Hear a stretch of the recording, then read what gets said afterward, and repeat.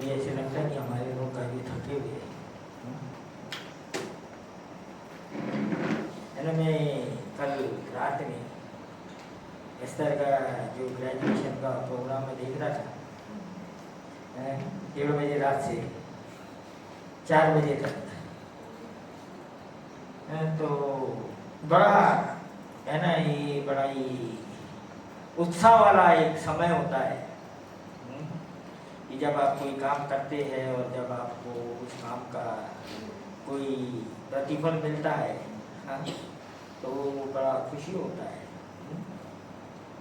और कभी कभी कलीसिया के अंदर में जब हम देखते कि लोग बड़े थके हुए लोग हैं, या बड़े ही निराश लोग हैं, या बहुत सारी चोट खाए हुए लोग हैं, हाँ, तो क्या उम्मीद की जा सकती है, आप बताइए।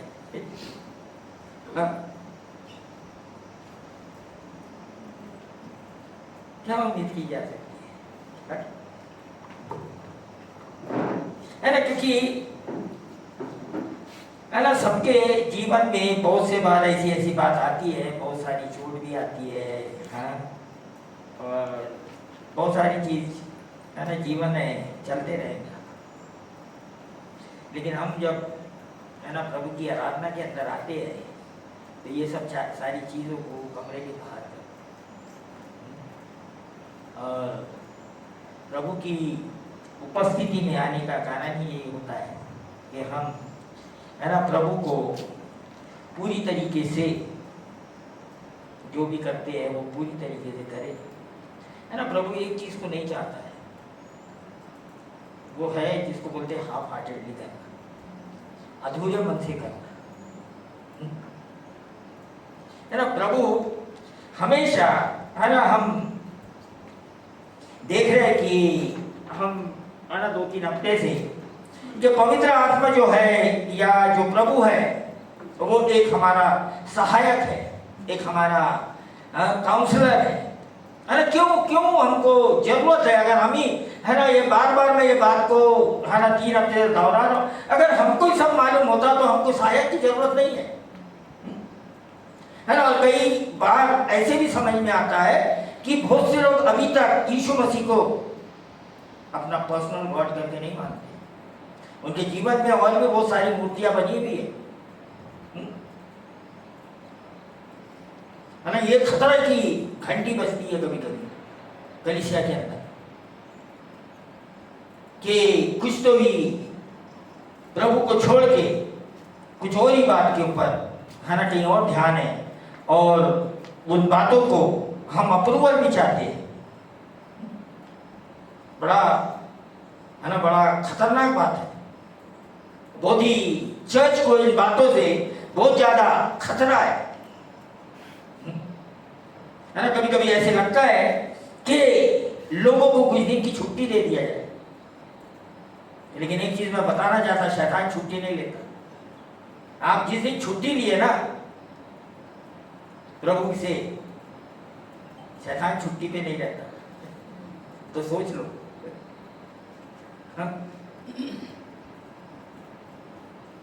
यहाँ ना प्रभु जब किसी के जीवन में काम करता है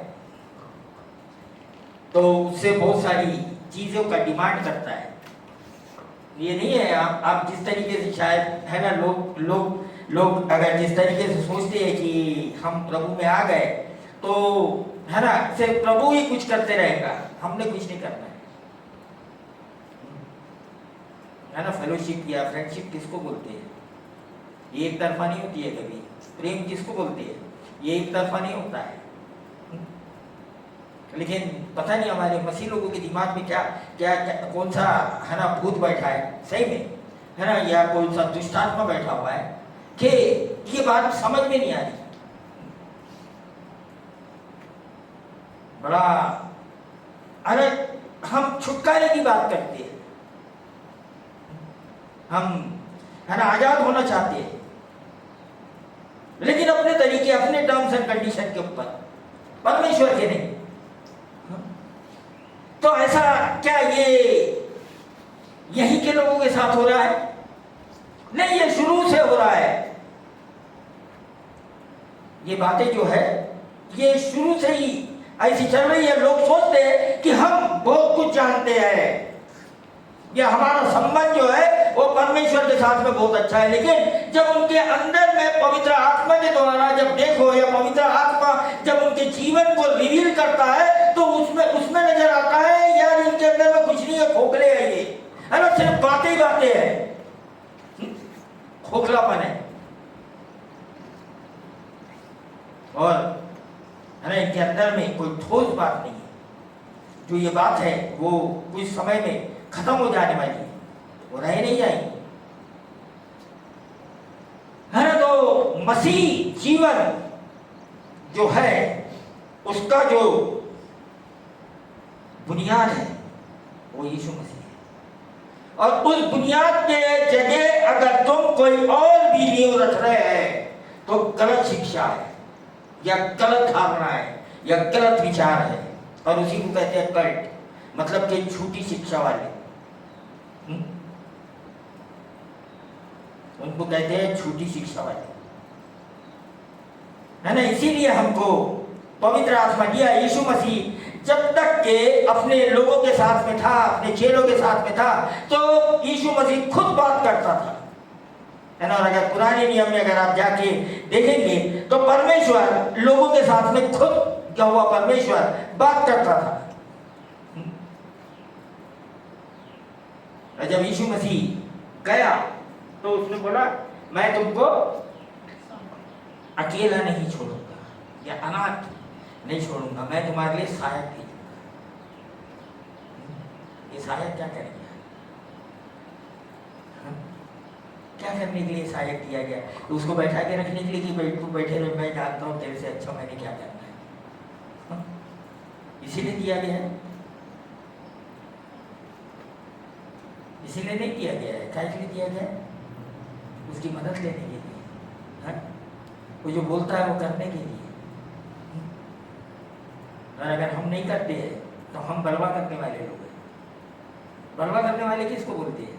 जो है, जो हमारा जो प्रभु बोल रहा है उसको नहीं करके कुछ और ही करना, उसको बोलते हैं बलवा।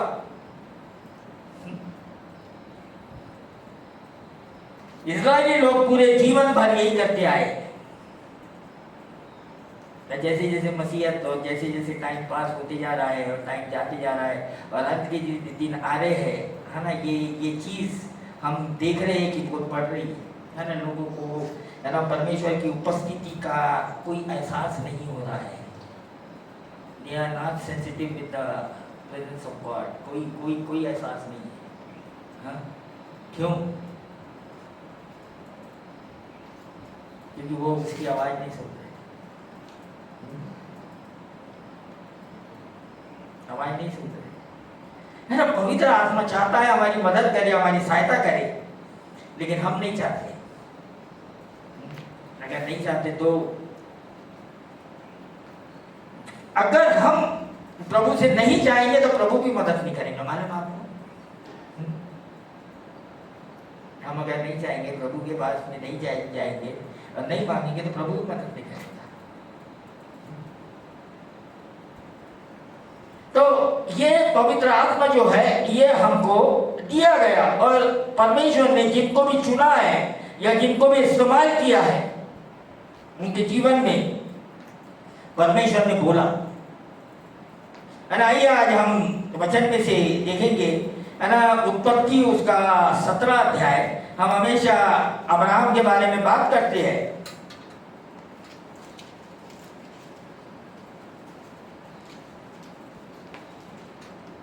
और उसका 17 का 1 से 15 तक हम पढ़ेंगे। उत्पत्ति, जेनेसिस।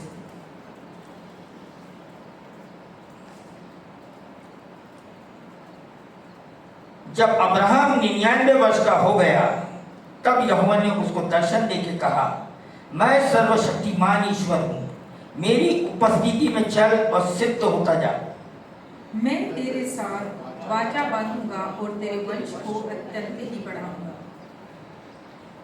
तब अब्राहम मुंह के बल गिरा और परमेश्वर उससे यो बातें करता गया। देख, मेरी वाचा तेरे साथ बंधी रहेगी इसलिए तू जातियों के समूह का मूल पिता हो जाएगा। इसलिए अब से तेरा नाम अब्राम न रहेगा, परंतु तेरा नाम अब्राहम होगा, क्योंकि मैंने तुझे जातियों के समूह का मूल पिता ठहराया है। मैं तुझे अत्यंत फलवंत करूंगा और तुझको जाति जाति का मूल बना दूंगा, और तेरे वंश में राजा उत्पन्न होंगे। और मैं तेरे साथ और तेरे पश्चात पीढ़ी पीढ़ी तक तेरे वंश के साथ भी इस आशय की युग युग की वाचा बांधता हूँ कि मैं तेरा और तेरे पश्चात तेरे वंश का भी परमेश्वर रहूंगा। और मैं तुझको और तेरे पश्चात तेरे वंश को भी यह सारा कनान देश जिसमें तू परदेसी होकर रहता है इस रीति दूंगा कि वह युग युग उसकी निज भूमि ठहरे रहेगी, और मैं उनका परमेश्वर रहूंगा। फिर परमेश्वर ने अब्राहम से कहा, तू भी मेरे साथ बांधी हुई वाचा का पालन करना, तू और तेरे पश्चात तेरा वंश भी अपनी अपनी पीढ़ी में उसका पालन करे। मेरे साथ बांधी हुई वाचा जिसका पालन तुझे और तेरे पश्चात तेरे वंश को करना पड़ेगा, वह यह है, तुम में से एक पुरुष का खतना हो। तुम अपनी अपनी खलड़ी का खतना करा लेना। जो वाचा मेरे और तुम्हारे बीच में है उसका यही चिन्ह होगा। पीढ़ी पीढ़ी में केवल तेरे वंश ही के लोग नहीं, पर जो तेरे घर में उत्पन्न हुआ हो अथवा परदेशियों से रुपया देकर मोल लिया जाए, ऐसे सब पुरुष भी जब 8 दिन के हो जाए तब उनका खतना किया जाए। जो तेरे घर में उत्पन्न हो अथवा तेरे रुपये से मोल लिए जाए उनका खतना अवश्य ही किया जाए। इस प्रकार मेरी वाचा जिसका चिन्ह तुम्हारी देह में होगा वो युग युग रहेंगी।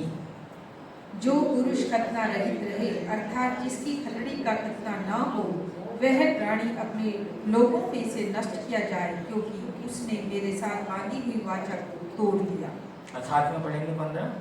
फिर परमेश्वर ने अब्राहम से कहा, तेरी जो पत्नी सारा है उसको तू अब से सारा न कहना, उसका नाम सारा होगा।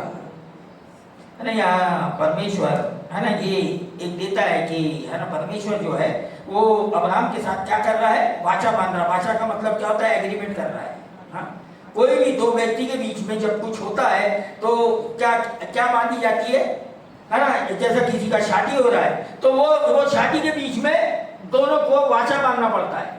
क्या वाचा होती है कि मैं तेरे साथ में जीवन भर ये संबंध को निभाऊंगा, सुख में दुख में सारे जगह क्या करूंगा, ये करूंगा। हम किसके सामने में, परमेश्वर। इसलिए मैं कभी कभी बोलता हूँ कि जो शादी नहीं आती, जिस तरीके से जो लोग चल रहे हैं है ना बिना शादी के, है ना, इनके लिए ये वाचा नहीं है।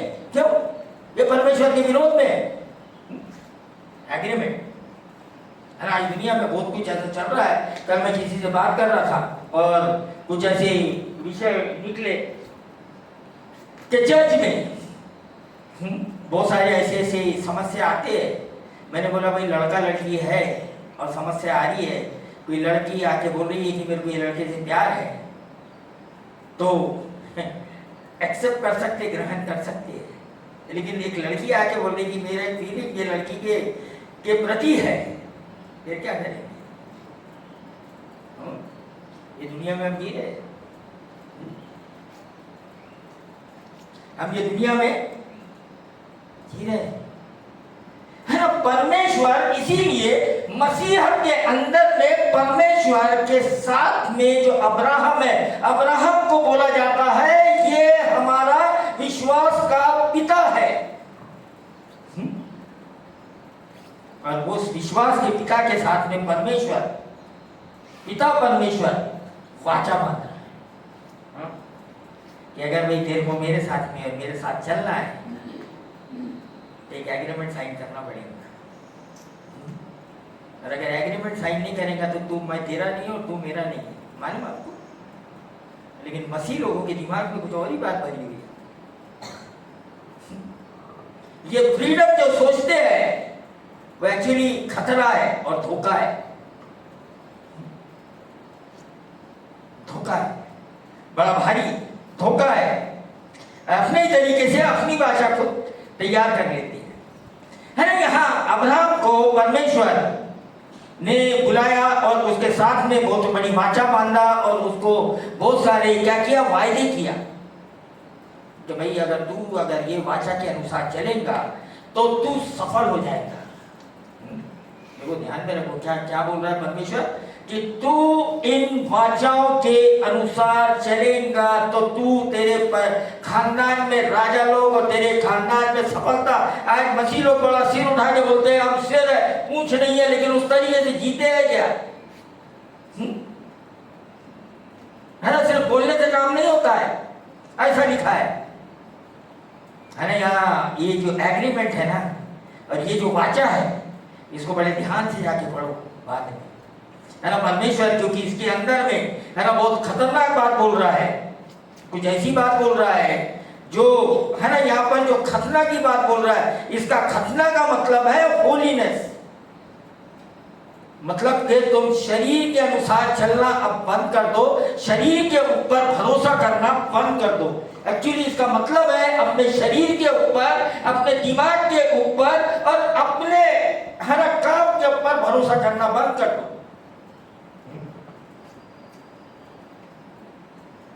लेकिन तुम्हारा एग्रीमेंट मेरे साथ में हो रहा है ना। परमेश्वर बोल रहा मैं तुमको चलाऊंगा, मैं तुमको लेके चलूंगा।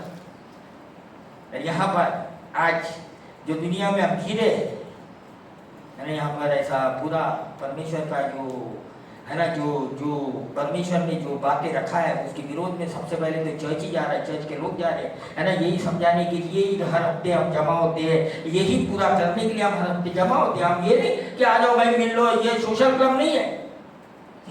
सुनो ध्यान से, ये सोशल क्लब नहीं है ना। यहाँ पर हम आते हैं परमेश्वर की, है ना, और यहाँ पर बहुत सारी बातें ऐसी बोली जाती है, ये करना है भाई, क्योंकि ये है ना मैं नहीं बोल रहा हूं, ये परमेश्वर बोल रहा है, ये मेरी बात नहीं है। क्योंकि ये कलीसिया और ये चर्च परमेश्वर का चर्च है, ये हमारा चर्च नहीं है ना। हम लोग जो है वो सेवक है। यह परमेश्वर जब इसके साथ में वाचा बांध रहा है तो एक काम कर रहा है कि उसके अंदर में देख के उसकी काबिलियत को जानता है परमेश्वर ये क्या कर सकता है, और शायद ये बात अब्राहम भी नहीं जानता है ना। जिस तरीके से मैं पिछले टाइम में बात कर रहा था, सेल्फ इमेज है ना, अपना एक फॉल्स सेल्फ इमेज बना के लोग रखते हैं और उसके बाहर में है ना नहीं निकलते। ये कैसा है मालूम का, एक पक्षी होता है जिसको बोलते हैं ईगल, हाँ, जो उड़ता है तो कहां पर उड़ता है, बहुत ऊंची उड़ान उड़ता है। लेकिन उसी पक्षी को अगर तुम पिंजरे में बंद कर दो, एक छोटा सा उसको दायरा दे दो, उसी तरीके से लोग भी अपने आप को है ना अपना पिंजरा बना के उसमें बंद कर दिए है ना। परमेश्वर चाहता है कि तुम है ना वैसा उतना है ना मैं बताता हूँ और तुम उड़ो, है ना। तो जब हम भी किसी चीज को पिंजरे में देखते हैं तो बड़ा दुख होता है, मालूम आपको होता है या नहीं होता। आजकल की दुनिया में तो कुछ नहीं हो रहा, क्योंकि है ना दुनिया बड़ी बदलते चली जा रही है। जो चीज़ को उड़ना चाहिए, जो चीज़ को आकाश में घूमना चाहिए, उसको बंद करके रख दे रहे हैं, उसको जू बना दे रहे हैं, और ये सोच रहे कि बड़ा कुछ अच्छा हो रहा है। नहीं, एक्चुअली अच्छा नहीं हो रहा है। जिनकी जगह जहाँ है उनको वहाँ रहने दो, उनको वहाँ पर रहने दो, आजादी दो, है ना। लेकिन इस तरीके से तो परमेश्वर हमारे लिए जो सोचता है, वो परमेश्वर जानता है कि ये कितने दूर तक जा सकता है ना। यहाँ परमेश्वर इसको अब्राहम को बोल रहा है, आज से तेरा नाम क्या होगा, पांच वचन में ये 17 का 5 पढ़िए। इसलिए अब से तेरा नाम अब्राहम न रहेगा, परंतु तेरा नाम अब्राहम होगा, क्योंकि मैंने तुझे जातियों के समूह का मूल पिता ठहरा दिया है। हाँ, तू तो सिर्फ अभी तक पिता बनने की सोच रहा है, लेकिन मेरा जो प्लान है वो तेरे लिए कुछ और ही है। हाँ, लेकिन तेरे दिमाग में तो यही चल रहा है, तेरे दिमाग में ये भूत बैठा हुआ है कि मेरे को भाई बच्चा दे दे किसी भी तरीके से, मेरे को पालन पोषण करने दे उसको, है ना, लेकिन मेरा प्लान जो है तेरे को यहाँ सीमित नहीं रखने का, मैं तेरे को है ना पूरे विश्व का पिता बनाना चाहता हूं। हाँ, लेकिन इसने क्या किया, अपनी दुनिया अपने तरीके से बना रहा है। लेकिन परमेश्वर जब उसके अंदर में देख रहा है कि इसके अंदर में ये क्या कर सकता है और मैं इससे क्या करा सकता है, लेकिन अब्राहम के अंदर में वो बात नहीं है। आज लोग भी अपने जो दिमाग से और अपने है ना कितने ज्यादा इंटेलेक्ट है वो, कितने ज्यादा होशियार है, इससे कोई मतलब नहीं है। जिस तरीके से परमेश्वर हमको देखता है और जो परमेश्वर के पास में हमारा प्लान है ना, उसके ऊपर ज्यादा ध्यान दो। मेरी दुनिया अपना ही पिंजरा बना के रखी है, हाँ? और उसके ऊपर बाहर निकल ही नहीं सक रहे है। जब गई है ना वो एकदम आकाश में ऊंची उड़ान उड़ने वाला है। अपनी ही दुनिया अपने तरीके से बना लेते हैं लोग। हाँ, वो सोचते बहुत होशियार है। अरे एक दिन मेरे पास में एक दिन आया और मेरे को बोलता कि भाई आजकल लोगों से ना बात करो ना तो बड़े कंफ्यूज से लोग हैं, कंफ्यूज लोग हैं, तो कैसे उनको जवाब दे दे, उनका कंफ्यूजन कैसे दूर कर दे। मैंने बोला उनका कंफ्यूजन दूर नहीं करने का, हमको और ज्यादा कंफ्यूज कर। हाँ, सच में रियलिटी बहुत ज्यादा कंफ्यूज कर दो। क्यों? है ये मैं नहीं बोला, ये पवित्र आत्मा ने बोलने लगाया। हाँ, क्यों? यहाँ यशाया निकालिए आप 6वां अध्याय।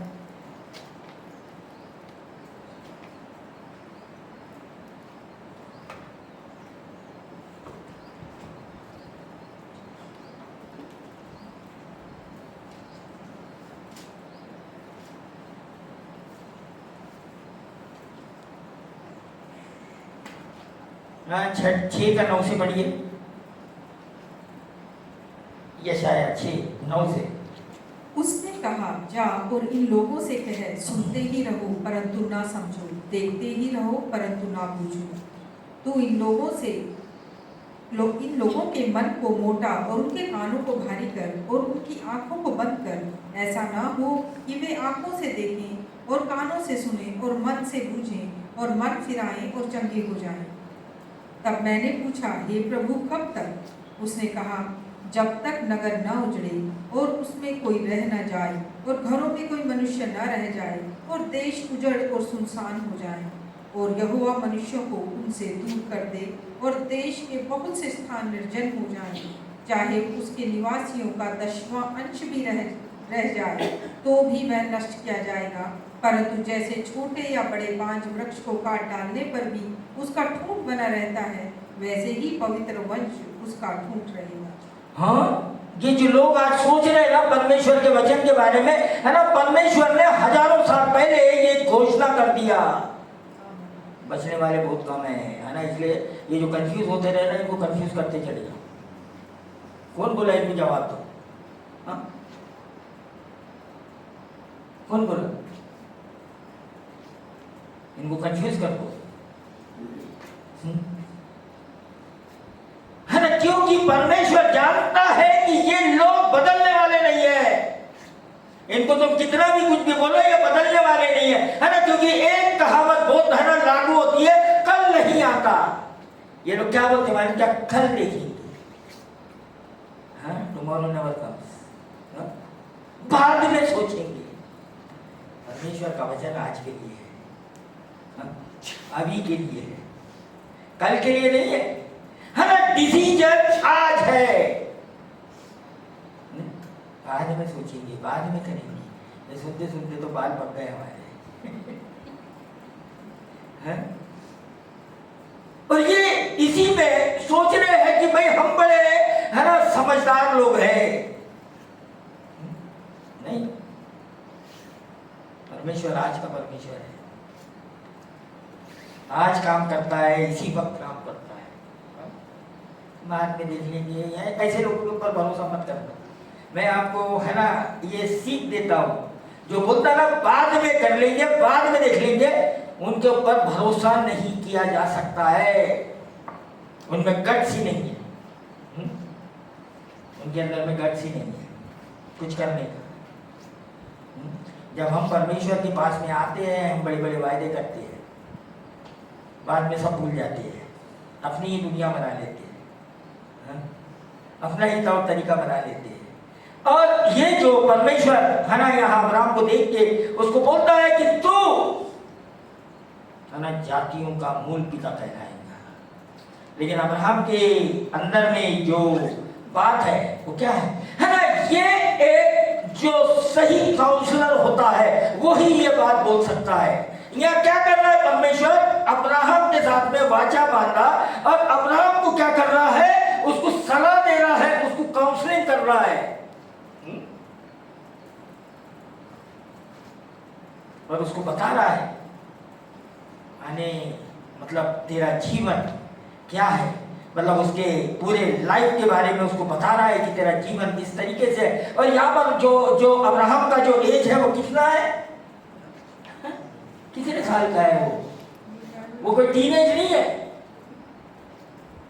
या वो 50s में नहीं है, वो 99 साल का है।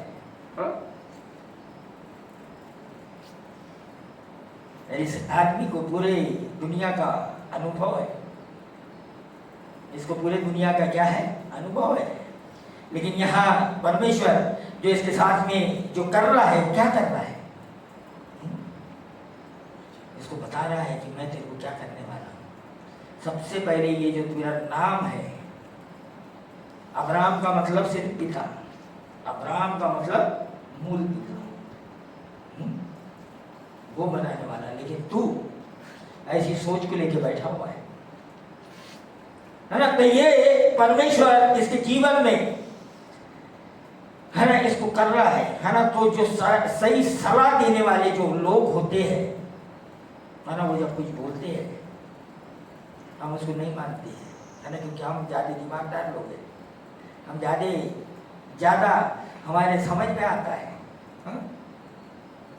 तो क्या होता है, वो वहीं पे सीमित रह जाते, वो सीमित रह जाते। परमेश्वर तो उनसे बहुत कुछ कराने वाला है, लेकिन वो अपने आप को क्या कर दिया, सीमित कर दिया। अपना ही एक है ना, अपना ही जेल बना लिए, एक अपना ही पिंजरा बना लिए और उस पिंजरे के बाहर नहीं जाते। पिंजरे के बाहर में नहीं जाने मांगते है ना। इसका मेरे को बताइए, अगर कोई जाने नहीं मांगता है उसके बाहर, उसका कोई इलाज है? हाँ, कोई है इलाज?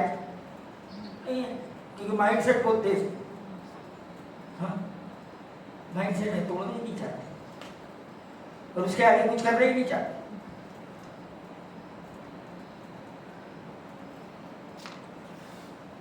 है ना, परमेश्वर हर एक जन को है ना, जिसने अपने अंदर में ऐसे ऐसे धारणा बना के रखा है ना। यहाँ पर हमने देखे कि यहाँ पर परमेश्वर बोल रहा है कि उन लोगों के बीच में जा, है ना। यहाँ पर परमेश्वर ये नहीं बोल रहा है कि प्रचार मत कर, यशाया के अंदर में जा और उनके बीच में प्रचार कर।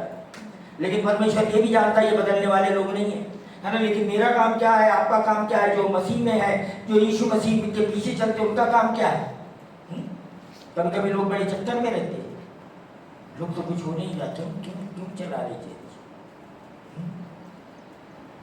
क्यों चला रहे है ना? क्योंकि है ना, यहाँ पर जो सबसे बड़ा जो चमत्कार हम लोग देखना चाहते हैं, जो या तो पवित्र आत्मा का जो सबसे बड़ा काम हम देखना चाहते हैं, कि हम देखना चाहते हैं कि लोगों का जो जीवन है वो ट्रांसफॉर्म होते जाए, वो पुरानी सोच जो है, वो पुरानी समझ जो है वो खत्म हो जाए उनकी। ये नहीं देखना चाहते कि आप कितनी क्या दुनिया में तरक्की कर रहे हैं, आपका जीवन है ना ट्रांसफॉर्मेशन आ जाए। हम दुनिया के सक्सेस के लिए नहीं है, या दुनिया राज्य के सक्सेस के लिए नहीं है ना। हम यहाँ पर अपने जीवन को प्रभु यीशु मसीह की समानता बनाने के लिए है। और यही पवित्र आत्मा जो ये काम करता है, यही काम करता है कि हमारे जीवन को यीशु मसीह की समानता में बनाने की कोशिश करता है। वही बनाने के लिए वो हमारे अंदर में काम कर रहा है। और यहाँ अब्राहम के साथ में परमेश्वर ने वाचा बांधा है कि एक वचन निकालेंगे। यिर्मयाह को जब परमेश्वर बुलाता है तो उसके क्या सोच है, यिर्मयाह एक निकालिए, थोड़ा लंबा है ये, इसको पढ़ेंगे 1 से लेके, नहीं 1 से मत पढ़ो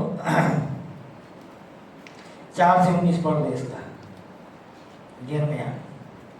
तब यहोवा का यह वचन मेरे पास पहुंचा, गर्भ में रचने से पहले ही मैंने तुझ पर चित्त लगाया और उत्पन्न होने से पहले ही मैंने तेरा अभिषेक किया। मैंने तुझे जातियों का भविष्यवक्ता ठहराया।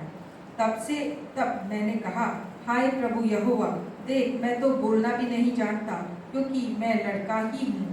परंतु यहोवा ने मुझसे कहा, मत कह कि मैं लड़का हूँ, क्योंकि जिस किसी के पास मैं तुझको भेजूं वहाँ तू जाएगा, और जो कुछ मैं तुझे आज्ञा दूं वही तू कहेगा। तू उनके मुख को देखकर मत डर, क्योंकि तुझे छुड़ाने के लिए मैं तेरे साथ हूँ, यहोवा की यही वाणी है। तब यहोवा ने हाथ बढ़ाकर मेरे मुंह को छुआ, और यहोवा ने मुझसे कहा, देख मैंने अपने वचन तेरे मुंह में डाल दिए हैं। सुन, मैंने आज के दिन तुझे जातियों और राज्यों पर अधिकारी ठहराया है, उन्हें गिराने और ढा देने के लिए, नष्ट करने और काट डालने के लिए, या उन्हें बनाने या रोकने के लिए। यहोवा का यह वचन मेरे पास पहुंचा, हे यिर्मयाह, तुझे क्या दिखाई पड़ता है? मैंने कहा, मुझे बादाम की एक टहनी दिखाई पड़ती है। तब यहोवा ने मुझसे कहा, तुझे ठीक दिखाई पड़ता है, क्योंकि मैंने अपने वचन को पूरा करने के लिए मैं जागृत हूँ। फिर यहोवा का यह वचन दूसरी बार मेरे पास पहुंचा, और उसने पूछा, तुझे क्या दिखाई पड़ता है? मैंने कहा, मुझे उबलता हुआ एक हंडा दिखाई पड़ता है, जिसका मुंह उत्तर दिशा की ओर है। तब यहोवा ने मुझसे कहा, इस देश में सब रहने वालों पर उत्तर दिशा से विपत्ति आ पड़ेगी। यहोवा की वाणी है, मैं उत्तर दिशा के राज्यों और कुलों को बुलाऊंगा, और वे आकर यरूशलेम के फाटकों में और उसके चारों ओर की शहरपनाह और यहूदा के और सब नगरों के सामने अपना अपना सिंहासन लगाएंगे। उनकी सारी बुराई के कारण मैं उन पर दंड की आज्ञा दूंगा, क्योंकि उन्होंने मुझे त्याग कर दूसरे देवताओं के लिए धूप जलाया और अपनी बनाई हुई वस्तुओं को दंडवत किया है। इसलिए तू अपनी कमर कसकर उठ, और जो कुछ कहने को मैं तुझे आज्ञा दूं वही उनसे कह। तू उनके मुंह को देखकर ना घबराना, ऐसा ना हो कि मैं तुझे उनके सामने घबरा दूं। क्योंकि सुन, मैंने आज तुझे इस सारे देश और यहूदा के राजाओं, हाकिमों और याजकों और साधारण लोगों के विरुद्ध गढ़ वाला नगर और लोहे का खंभा और पीतल की शहरपनाह बनाया है। वे तुझसे लड़ेंगे तो सही, परंतु तुझ पर प्रबल ना होंगे, क्योंकि बचाने के लिए मैं तेरे साथ हूँ, यहोवा की यही वाणी है। हाँ, अब यहाँ पर ये यिर्मयाह के अपने खुद के विचार क्या है? ये बोलता है कि मैं तो लड़का सा हूँ, मैं तो बच्चा सा हूँ, लेकिन परमेश्वर उसके अंदर में जो बात देख रहा है ना, ऐसे ही है ना, बहुत से लोग हैं हमारे बीच में जो अपनी बात, अपने आप को नहीं जानते हैं, वो क्या उनके अंदर में कितनी काबिलियत है, वो कहाँ तक जा सकते हैं। लेकिन क्या करे, एक माइंडसेट बना के रखे, एक छोटी सी अपनी दुनिया बना ली है, उसके आगे नहीं बढ़ सकते। बहुत से लोग मानते से सच में, मैं ये बोल के कोई ये नहीं है, लेकिन बहुत से है ना, प्रभु बार बार मौके देते जाता है, लेकिन उसको तोड़ के बाहर नहीं आने, हम उसको चीर के बाहर नहीं निकलने वगैरह, वहीं पे नहीं है ना, क्योंकि उन्होंने क्या किया है, अपना कंफर्ट जोन उसी को बना लिया है और सोच रहे कि वही हमारी दुनिया है ना। लेकिन प्रभु जिस तरीके से देख रहा है, और पवित्र आत्मा ये सारी बातें जो हमारे सामने में लेके आता है, ये किससे बात कर रहा है? ये हमसे बात कर रहा है, एक व्यक्ति से बात कर रहा है। ये कोई दीवारों से बात नहीं कर रहा। या कभी कभी प्रचार करो तो ऐसे लगते हैं हम दीवारों से तो बात नहीं कर रहे, रिस्पॉन्स नहीं आ रहा, कोई रिस्पॉन्स नहीं आ रहा, कोई दीवारों से तो बात नहीं कर रहे, या मैं किसी हवा को तो नहीं बोल रहा हूं, है ना। परमेश्वर अपने लोगों से बात करता है, उनको बताता है। यहाँ पर है ना, परमेश्वर जो यिर्मयाह है उसको बातें बता रहा है, कैसे परमेश्वर ने यिर्मयाह का जो व्यू है वो बदल दिया। हमेशा हमारा सोच को बदलने के लिए हमारे अंदर में इच्छा इच्छा चाहिए। बदलने के लिए इच्छा चाहिए, है ना। तुम मेरे से सवाल जवाब करोगे, लेकिन अंदर में तो ऑलरेडी माइंड सेट है, आपको पता है आपने क्या करना है ना। टाइम वेस्ट मत करो, ऑलरेडी पता है मैंने क्या करना है, लेकिन सवाल जरूर करना है, बताना ही हमने कोई सवाल किया। हाँ, क्योंकि ये दुनिया का ट्रेंड है, सुनिए बहुत ध्यान से। लेकिन करना तो मैंने वही है जो मैंने करना है, मैंने मेरा माइंड ऑलरेडी सेट है, उसको तोड़ नहीं सकते, उसके आगे वो सीमा, उस सीमा को लांघ नहीं सकते, या हम परमेश्वर के उतना भरोसा नहीं कर सकते, या उतना विश्वास नहीं कर सकते। मतलब इनडायरेक्टली वो मैसेज दे रहे कि ये हम परमेश्वर की बात नहीं मान सकते। एक्चुअली सीमित है, हम लोग परमेश्वर की बात नहीं मान सकते। फिर बोलते आशीष मिल जाएगी आपको, कैसे मिल जाएगी? हाँ? कैसे मिलेगी? नहीं मिलेगी, है ना, क्योंकि उसको पार करना नहीं चाह रहे हैं। हम उसके अंदर में रह के अपना ही दुनिया बना लिया है, अपना ही उसमें कार्यक्रम कर रहे हैं, और माइंड सेट है ना। यहाँ यिर्मयाह का भी ऐसा ही माइंड सेट था, और परमेश्वर इससे कंफर्म कर रहा है, एक बार दिखाया, पूछ रहा है क्या देख रहा है, तो सही में वो देख रहा है जो मैं चाह रहा हूँ, या तेरा पॉइंट ऑफ व्यू कुछ और है। एक्चुअली परमेश्वर यहाँ क्या चाह रहा है, इससे क्यों पूछ रहा है कि जो देख रहा है क्या दिख रहा है ना, है ना। हम खुद से माना चीज़ों को देखते हैं, लेकिन हमारा उसका पॉइंट ऑफ व्यू अलग रहता है, उसको देखने का जरिया कुछ और ही रहता है। और जिस तरीके से समझाया जा रहा है, जब तक कि हम पवित्र आत्मा की मदद नहीं लेते हैं, हम उसका इंटरप्रिटेशन ही गलत करते रहते हैं।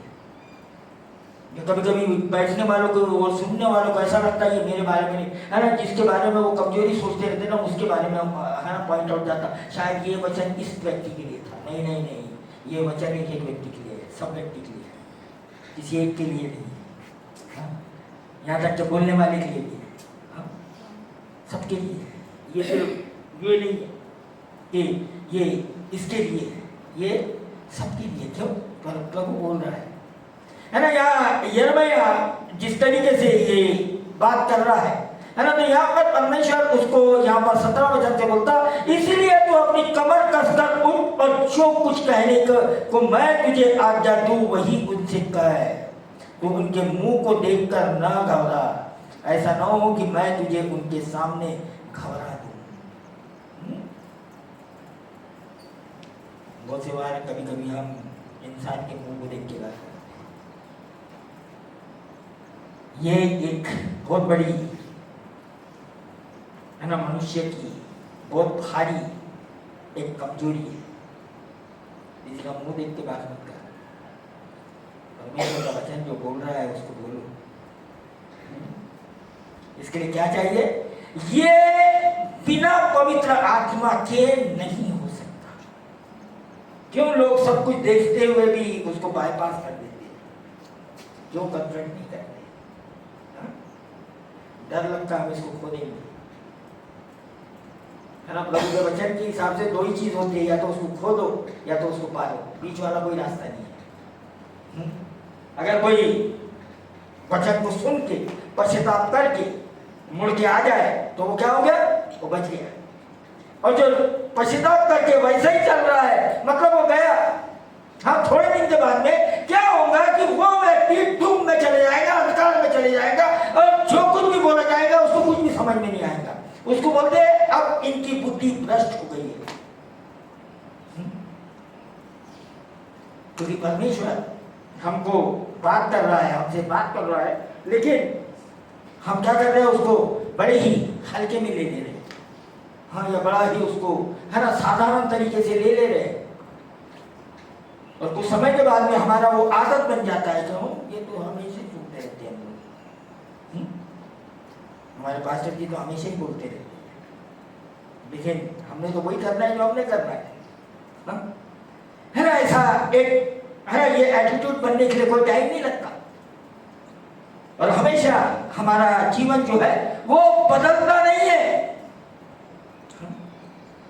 वो बदलता नहीं है, वो वैसे ही रहता है। का जीवन को, या है ना ये जिसको जब प्रभु ये बोल रहा है 18 वचन में बोलता है, क्योंकि सुन मैंने आज तुझे इस सारे देश और यहूदा के राजाओं, हाकिमों और याजकों और साधारण लोगों के विरुद्ध गवाह, गढ़ वाला नगर और लोहे का खंबा और पीतल की शहर बनाया है। परमेश्वर अपने लोगों को इतना मजबूत कर देता है कि उसके सामने लोगों को खड़े रहने मुश्किल हो जाता है। कभी कभी मैं सुनता कि लोग बिना डरते, क्यों डरते भाई, क्या क्या क्या कारण, मेरे सिर के ऊपर दोष नहीं है। डरने का ही नहीं कारण है ना। मैं हमेशा बोलता गलत लोग डरते हैं। मैं भी जब गलत करता था ना, मेरे को भी बहुत डर लगता था, लेकिन शेर बन के घूमता था, लेकिन डर लगता था।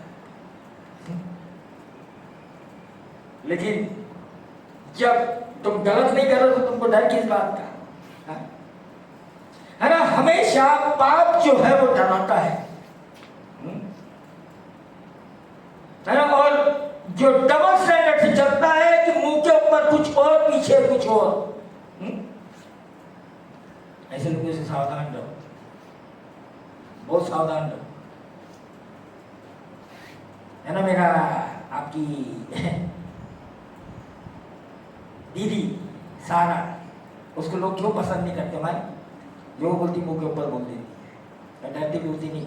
और बात क्या है, मान के जो दिल में है वही है, उसके पीछे और कोई बात नहीं है, और कोई बात नहीं है ना। हमारे लोग जो है, हमारे यहाँ के लोग हैं, इनके अंदर में डबल स्टैंडर्ड होता है ज्यादा करके। लोग बोल रहे कुछ और है और दिमाग में कुछ और चल रहा है, मुंह पे कुछ और बोलते हैं, पीछे कुछ और बोलते हैं। लेकिन परमेश्वर ने हमारे साथ में ये जो हमारा सहायक है, ये बातें नहीं सिखाता, ये बातें हमको नहीं सिखाता। यीशु मसीह ने बोला तुम्हारी हाँ की हाँ और ना की ना, हाँ एक साथ दोनों बातें नहीं होना चाहिए, है ना। यहाँ ये अब्राहम के साथ में ये बात परमेश्वर कर रहा था। मैंने पिछले टाइम आपको बोला है, यीशु मसीह ने जैसे ही यूहन्ना है ना पतरस को देखा, यूहन्ना 1:42, यूहन्ना 1:42,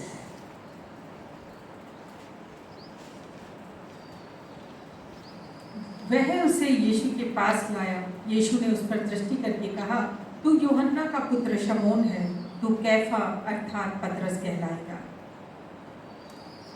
क्या होगा, जैसे ही यीशु मसीह ने उसकी तरफ देखा, क्या बोला उसको कि तू जो है वही नहीं रह जाएगा।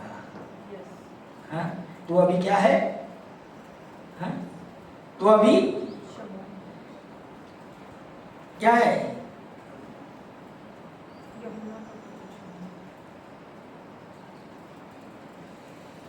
क्या कर दिया, उसका नाम ही बदल दिया। हाँ, उसका मतलब यीशु मसीह उसके अंदर में क्या देख रहा था, काउंसलर जो है, ये जो पवित्र आत्मा ये आपके अंदर में देखता है कि आप क्या करने वाले हैं या आप क्या बनने वाले हैं। जो आप सोच रहे हैं अपने बारे में वो नहीं है आप असली में, सुनो बहुत अच्छे से, है ना, जो है वो नहीं है आप। हाँ, परमेश्वर जो बनाना चाहता है उसकी खोज में रहो, आप जो बनना चाहते हो उसकी खोज में मत रहो। धोखा हो जाएगा आखिरी में, धोखा हो जाएगा आखिरी में, बड़ा भारी धोखा हो जाएगा। यहां पर इसको प्रभु ने पूरी तरीके से क्या किया, बदल दिया, है ना। यहाँ शुरू में हम जाके देखे परमेश्वर लोगों के जीवन को किस तरीके से बदलता है और किस तरीके से प्रभु देखता है। क्या हो गया कि जब है ना, जब कलीसिया शुरू हो गई पहली सदी के अंदर में, और यही बातों को लेके लोग बड़े ही कंफ्यूज थे, आज भी लोग बड़े कंफ्यूज है। क्योंकि क्या किए लोगों ने, कई लोगों ने ये कर दिया, जो परंपरा है ना उसको कलीसिया के बीच में घुसल देते लगे, है ना। मैं नहीं चाहता कभी भी अपनी परंपरा, अपने सोच विचार, तुम्हारे आदर्श नहीं चाहिए मुझको, ना कलीसिया को चाहिए। कलीसिया को सिर्फ परमेश्वर का और पवित्र आत्मा की बात चाहिए। तुम्हारे कितने ऊंचे नैतिकता है, या तुम्हारी कितने ऊंचे आदर्श है, या तुम्हारी कितनी अच्छी सोच है, ये कलीसिया में नहीं होता, ये कलीसिया के अंदर में नहीं होता है ना। क्या हो गया कि जब प्रेरितों के काम में कलीसिया शुरू हो गई है ना, तो चेलों के सामने में, प्रेरितों के सामने में बड़ा भारी सवाल आ गया, क्योंकि कुछ लोग बोल रहे हैं कि भाई ये इस तरीके से नहीं, इस तरीके से होना चाहिए, ये लोग ऐसा करना चाहिए, ये लोग ने फलाना करना चाहिए, ये लोगों ने ढिकाना करना चाहिए। तो बड़ा काउंसिल बैठ गया उधर, सभा बैठ गई, इश्यू बड़ा भारी हो गया। क्यों?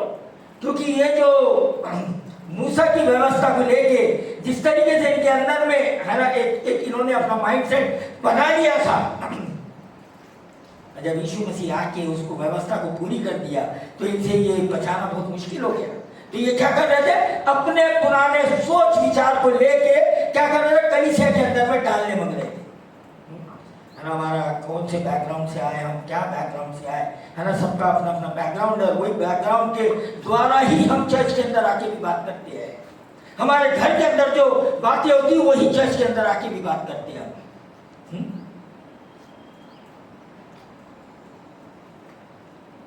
लेकिन यहाँ हमेशा मैं लोगों से एक चीज पूछता, क्या पवित्र आत्मा से सुना, क्या पवित्र आत्मा की सलाह लिए, या अपने ओपिनियन दे रहे, किसके ओपिनियन दे रहे है ना, या प्रेरितों के काम निकालिए। जब ऐसा हो गया यहाँ, और ये लोग पुरानी परंपराओं को वहां पर लेके आने मांगते थे, है ना, 15 प्रेरितों के काम 15 है ना, जो कलीसिया में भी कभी कभी है ना जबरदस्ती का बोझ डालने वाली बात होती है।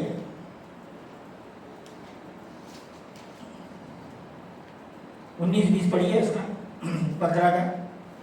इसलिए मेरा विचार यह है कि अन्य जातियों में से जो लोग परमेश्वर की ओर फिरते हैं, हम उन्हें दुख न दें, परंतु उन्हें लिख भेजें कि वे मूर्तों की अशुद्धताओं और व्यभिचार और गला घोटे हुए मुंहों के मांस से और लहू से दूर रहें, क्योंकि प्राचीन काल से नगर नगर मूसा की व्यवस्था का प्रचार करने वाले होते चले आए हैं, और वह हर सप्ताह के दिन आराधनालय में पढ़ी जाती है। हाँ? क्या कर रही है लोग?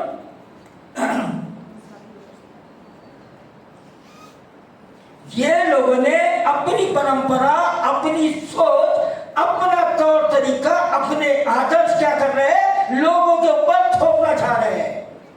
हाँ, होशियार है ना। यहाँ क्या बोल रहा हूं, इसीलिए मेरा विचार यह है कि अन्य जातियों में से जो लोग परमेश्वर की ओर फिरते हैं, हम उन्हें दुख ना दें। हम उनको जबरदस्ती की कोई बात मत थोपो जो तुम्हारी आदर्श की बात है। सुनो ध्यान से, वो तुम्हारे आदर्श है, वो तुम्हारा, तुम चलाओ उसको, दूसरों के ऊपर थोपने की कोशिश मत करो। अपनी नैतिकता, फिर सच्चाई कहाँ है।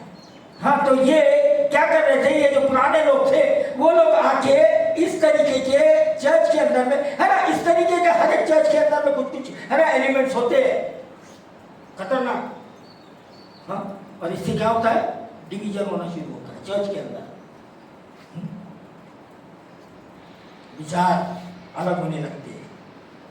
एक चाहता ये होना, एक चाहता वो होना। क्यों? लीडर क्यों है, यही सारी चीज को तोड़ देते। अगवा क्यों है, अगवे क्यों रखे है परमेश्वर, कि ये जो, इसीलिए यहाँ है ना बहुत बड़ा काउंसिल बैठ गया कि भाई अब चर्च तो शुरू हो गए, लेकिन उसके अंदर में ये क्या कर रहे हैं, अपनी परंपराओं की बात कर रहे हैं। यहाँ पर इश्यू क्या था, खतने का। क्यों? क्योंकि है ना मूसा की व्यवस्था, अब्राहम को बोला गया था, तो वो यहाँ क्यों नहीं हो रहा।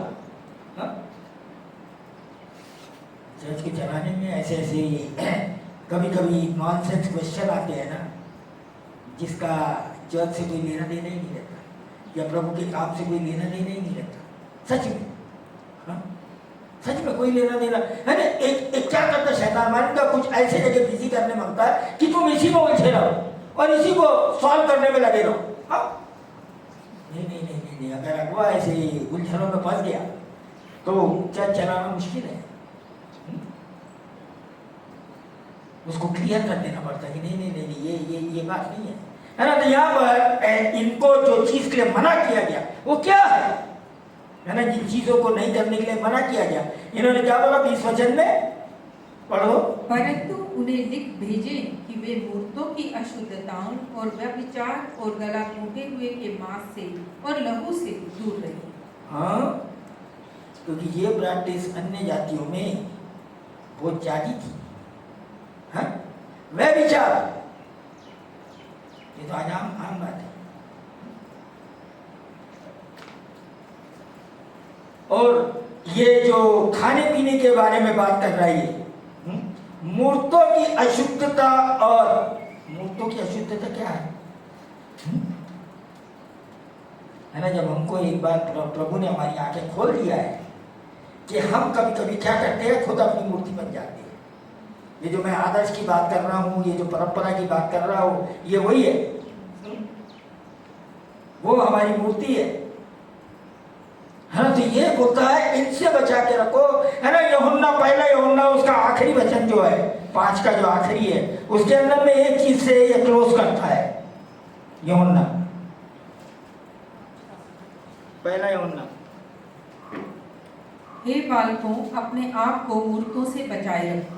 हाँ, हे बालकों, अपने आप को कौन है सबसे बड़ी मूर्ति आपकी मालूम? आप खुद, अपने खुद के आदर्श, अपने खुद के सोच, अपने खुद के विचार, ये सबसे बड़ी मूर्ति है।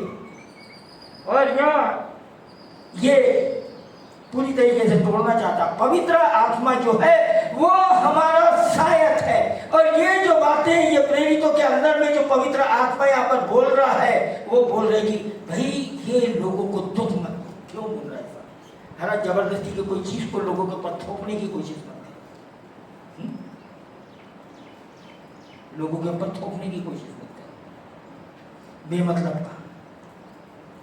बड़ा चर्च के अंदर क्या हो जाता है हमारे का, बड़ा डिस्टर्बेंस है, मतलब कि है ना, परमेश्वर जो दर्शन दे रहा है, जो विजन दे रहा है, जो काम करने लगा रहा है, उसका दिशा और दशा बदलने मांगते लोग चर्च के अंदर। हाँ, अगर लीडर सही नहीं है तो बस उसी में लग जाता है। इसलिए लोग है ना काउंसलिंग करने में लगे हुए, एक दूसरे को सुधारने में लगे हुए। नहीं, अगले का ये काम नहीं रहता, दूसरे लोग कर सकते हैं सब काम, आपस में बातचीत कर सकते हैं, लेकिन बातचीत में आपके हर बात में प्रेम चाहिए, सरकास्टिक नहीं चाहिए। सुनो बहुत ध्यान से, किसी को गिराने के लिए, किसी को नीचा दिखाने के लिए, या किसी को अपने से तुलना करने के लिए हम यहाँ नहीं है। हम बड़े नहीं है कोई, सब प्रेम से किया जाए,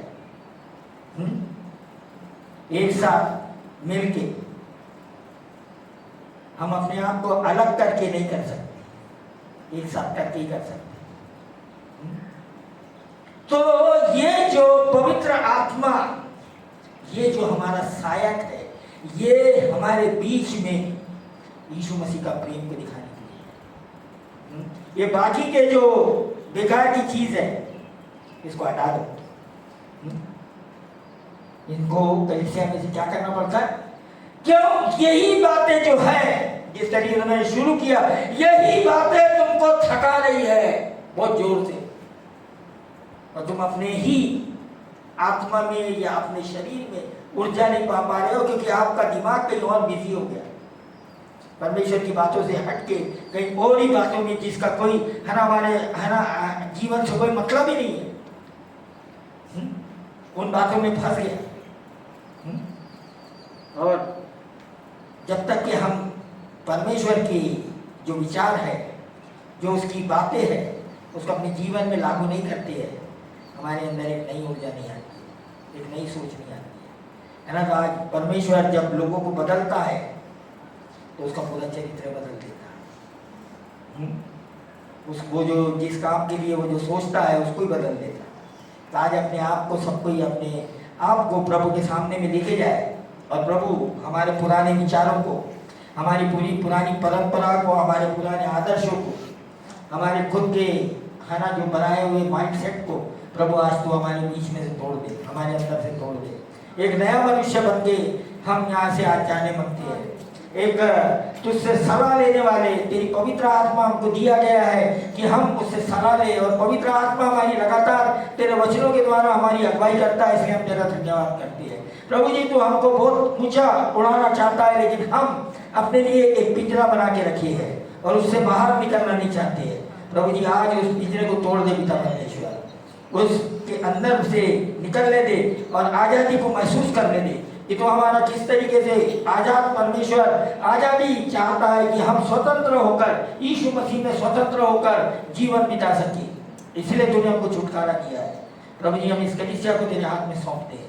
आगे का समय मैं आराधना के वाले को दूंगा।